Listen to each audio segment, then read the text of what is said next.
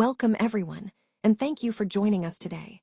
I'm excited to kick off this presentation with a focus on a powerful teaching from our beloved Prophet Muhammad, SAW. The slide you'll see now features a profound hadith from Abu Hurairah, highlighting the importance of loving and obeying Allah's friends and the significance of fulfilling our religious duties. Today, we'll explore how Allah's love is connected to our actions, especially the obligatory and supererogatory deeds, and what it means to draw nearer to Him. We'll also reflect on how this love impacts our perception and actions in daily life. So, let's dive into this meaningful message and see how it can inspire us to strengthen our faith and our relationship with Allah. Today, we're looking at a very powerful Qudsi hadith, which is the third in this collection.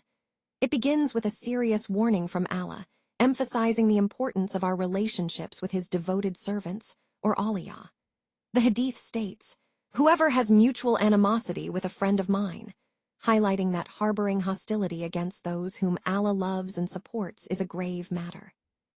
This shows us that Allah's protection and favor are closely linked to our attitude towards His friends.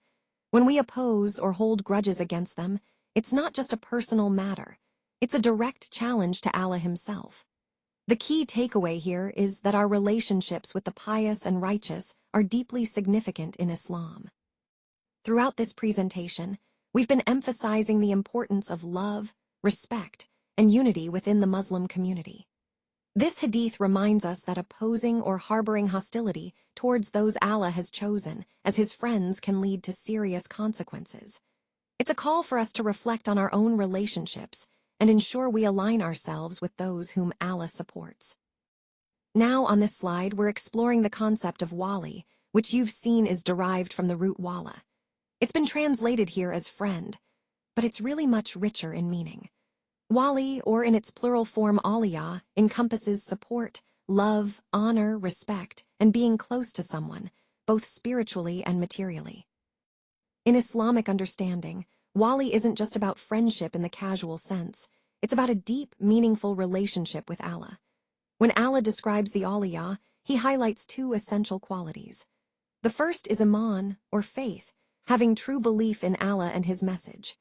The second is taqwa, which means God consciousness, being mindful of Allah in all aspects of life. These two qualities are fundamental. They serve as the foundation for someone to be considered among Allah's waliya. Without faith and taqwa, the connection isn't complete. So this helps us understand that true closeness to Allah isn't just about rituals or actions alone. It's rooted in the heart, in sincere belief, and a conscious effort to live in accordance with His guidance. This ties into our overall theme today, building a relationship with Allah that is rooted in love, support, and genuine devotion. This slide highlights an important concept about opposing the awliya of Allah, or His righteous friends, simply because they are obeying Allah. It shows us that such opposition is actually a form of conflict with Allah Himself. Notice that the expression used here is in the reciprocal form. That means, when someone opposes the awliya of Allah, it's as if they are going to war against them, but in reality, this is a war against Allah. This is a crucial point, because it reveals that opposing those who sincerely follow Allah's commands is not just a personal disagreement. It's a serious act of defiance against Allah Himself. And here, the key. How can a human being who is ultimately just a servant of Allah go to war against Allah? It's impossible because we are His slaves, created to obey and submit. Yet the phrase, "I declare war upon him," underscores the gravity of such opposition. It's like declaring war on Allah's friends, an act that is, in fact, an act of rebellion against Allah's authority and His divine plan. So this slide reminds us to be cautious about opposing those who are obedient to Allah, because in doing so, we are risking a direct conflict with the Creator Himself. It connects to the larger message that obedience to Allah and His friends is essential, and opposition is not only wrong but also deeply problematic. Let's take a moment to reflect on this powerful message. The slide highlights a fundamental concept. The true, devoted servants, or awliya of Allah, are those who actively seek closeness to Him through their deeds. These are the individuals who perform actions that bring them nearer to Allah. On the other hand, the real enemies of Allah are those who, through their actions, distance themselves from Him. This distinction is crucial because it shows us that our deeds have a direct impact on our relationship with Allah. The Hadith emphasizes that the most important deeds we can do are those that Allah Himself has made obligatory, or in other words, the religious duties. These acts of worship and obedience are the most beloved to Allah and are the surest way to draw closer to Him. The quote at the bottom reinforces this idea. My servant does not draw near to me with anything more loved by me than the religious duties I have imposed upon him. This reminds us that fulfilling our obligatory acts, like prayer, fasting, charity, and other duties, are not just obligations, but the most beloved actions in Allah's sight. So, in our journey of spiritual growth, let's remember that prioritizing these duties is the key to building a strong connection with Allah. They are the foundation of devotion and the most effective way to ensure we stay on the path of righteousness. Today, I want to highlight a very important aspect of our spiritual journey. The second group, those who go even further in their devotion, move closer to Allah not just by fulfilling obligatory duties, but also by performing voluntary deeds, which are many and varied. When we perform obligatory deeds, we show our willingness to submit to Allah and also protect ourselves from His punishment. It's a form of obedience and self-preservation. But the real depth of sincerity comes when we add voluntary deeds to our acts of worship. Doing extra acts of goodness demonstrates our genuine love for Allah and our true desire to please Him. It's no longer just about obeying commands or avoiding punishment. It's about drawing closer because we truly want to be beloved by Allah. This is beautifully encapsulated in the saying, "My servant continues to draw near to me with supererogatory works so that I shall love him." It shows that the more we go beyond the minimum, the more Allah's love for us grows. So, this slide reminds us that our efforts to get closer to Allah should be motivated by sincerity and love, not just obligation. It's about cultivating a heartfelt connection and making our worship more meaningful. Let's take a closer look at what Ibn Hajar offers regarding this passage. He presents 7 different interpretations, but today we'll focus on the key ideas that stand out. Firstly, there's the metaphorical understanding. Ibn Hajar suggests that when Allah says, "I become his hearing and his seeing," it's not to be taken literally. Instead, it's a way of expressing how deeply Allah influences a person.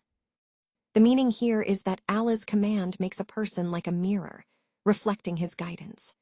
The person loves to obey Allah as much as they love their own limbs. So, their love for obedience is as natural and vital as their love for their own body parts. Secondly, this interpretation emphasizes that a truly devoted person becomes entirely occupied with Allah's commands. They only listen to what pleases Allah, only look at what's acceptable to Him, and act accordingly. Their entire being is aligned with their love for Allah. And to highlight this beautifully, Ibn Hajar explains that when Allah loves someone, He transforms their very faculties, hearing, seeing, even walking, into acts of divine love. For example, Allah says, "I am His hearing with which He hears," meaning Allah guides and influences how they perceive the world. In essence, this interpretation underscores the profound closeness and influence Allah has over a sincere believer's entire existence. It ties into our overall theme of divine love and obedience, showing that genuine love for Allah shapes every aspect of our being. Let's explore some profound concepts here. When a person makes Allah their ultimate goal and purpose, it's as if Allah Himself becomes their sense of hearing, sight, and all their faculties.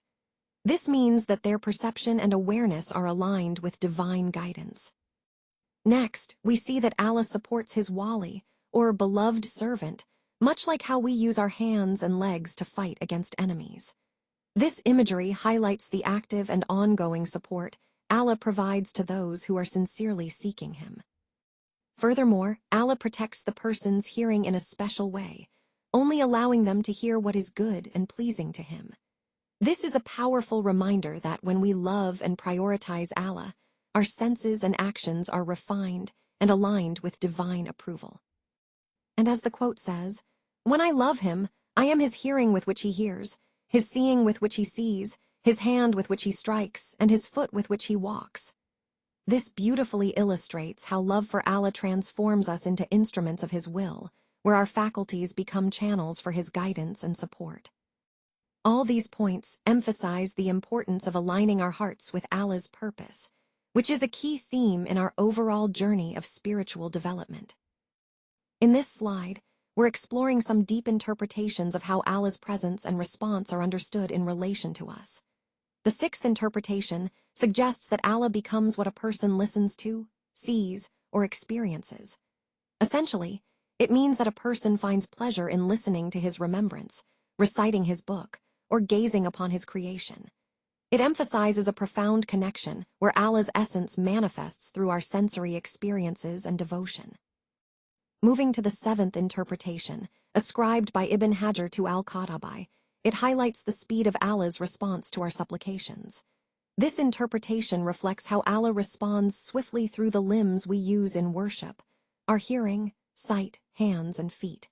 When Allah says, "When I love him, I am his hearing with which he hears," it means that Allah becomes an active part of our ability to perceive and act. It beautifully illustrates that Allah's love is so encompassing that he responds through our very faculties, listening, seeing, striking, and walking, making our actions and experiences a reflection of his love and response. This ties into the overall theme of the presentation, which is about the intimate relationship between Allah and his creation. It shows us how divine love and response are woven into our daily experiences and acts of worship, making our connection with Allah both personal and immediate. Let's explore an interesting interpretation offered by Mohammad Rashid Ridha. He suggests that this hadith indicates that Allah actively turns away evil and lewdness from his wali, or close servant. In essence, Allah guides his wali toward what pleases him, steering him clear of sinful desires. This divine guidance and blessing are what enable a person to truly hear, see, understand, walk, and reflect. It's as if Allah's guidance transforms their very faculties, helping them move beyond mere desires and lusts. Instead, they follow the divine guidance coming from Allah himself. This idea is beautifully summarized in the quote, "When I love him, I am his hearing with which he hears, his seeing with which he sees, his hand with which he strikes, and his foot with which he walks." It highlights that Allah's love and guidance become a part of the person's actions and perceptions. So, in our overall journey of understanding divine guidance, this interpretation emphasizes that Allah actively protects and directs his wali, enabling them to live in accordance with his pleasure, rather than succumbing to base desires. Absolutely, on this slide, we see that Allah has the power to give the servant whatever he desires without even being asked.